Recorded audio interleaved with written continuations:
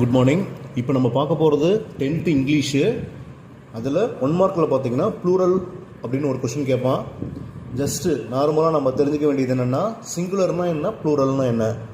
சிங்குலர்னால் ஒன்று மட்டும் இருந்ததுன்னா சிங்குலர், ப்ளூரல்னால் ஒன்றுக்கு மேலே அடிஷனாக இருக்குது அப்படின்னா அதுக்கு பேர் வந்து ப்ளூரல்.